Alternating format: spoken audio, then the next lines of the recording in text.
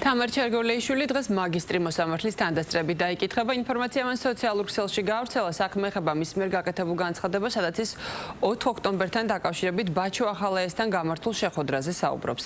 ფედერალისტების ლიდერის თქმით, 4 ოქტომბერთან დაკავშირებით ბაჩო ახალაიას სახლში შეხვედრები იმართებოდა და ეს ფაქტი დაპირისპირების მიზეზი გახდა ნაციონალურ მოძრაობაში. მეტიც, მისი თქმით, ამ თემაზე მიხეილ სააკაშვილთანაც იყო კომუნიკაცია. აღნიშნულ საკითხს მმართველ გუნდშიც აფასებენ და ამბობენ, რომ ჩერგოლეიშვილის მიერ გავრცელებული ცნობები მათთვის სიახლე არ ყოფილა. სასამართლოში გავცემ კითხვებს პასუხს, დროზე თარიღი ჯერ არ ვიცი, მაგრამ მინდა იცოდეთ, რის თქმას ვაპირებ, რადგან უბინძურესი კამპანია ააგორეს სიმულანტმა რევოლუციონერებმა, თითქოს მე ვაჭერინებ ბაჩო ახალაიას, რომელსაც მოწმეობაც კი არ შემიძლია. მე ვაპირებ იმის თქმას, რაც არაერთხელ მithქვამს. დამხობის, ანუ სახელმწიფო გადატრიალების საქმე არ არსებობს.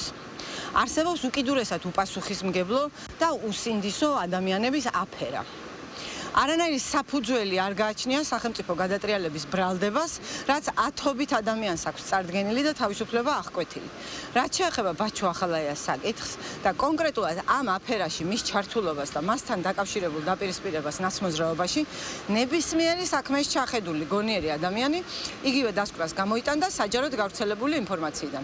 უპირველესად ლევან ხაბეიშვილის, ანი ნადარეიშვილის და თიკა ბოკუჩავას განცხადებებიდან და ამ განცხადებებზე თანდართული კომენტარებიდან. როგორც პოლიტიკოსი, აუცილებლად მივიჩნევ ამ ტოტალური უპასუხისმგებლობის მხილებას, რადგან ეროვნული ინტერესებისთვის სასიცოცხლოა, რომ მსგავსი ავანტიურები მომავალში მაინც ავირიდოთ თავიდან, რათა ივანიშვილის რეჟიმი რეალურად და არა ილუზორულად მოვაშოროთ ჩვენს ქვეყანას. წარმოუდგენელია სპონტანურად მისვლა და რომელიმე სახელმწიფო დაწესებულებაზე შეტევა ორგანიზებულად, ეს ამას აუცილებლად ორგანიზება ჭირდება და სწორედ თამარ ჩერგოლეიშვილმა გუშინ დაადასტურა, რომ იცოდა და ბევრმა ადამიანმა იცოდა, რომ ამ დამხობის ორგანიზებისთვის შეხვედრები იმართებოდა სწორედ ბაჩო ახალაიასთან სახლში და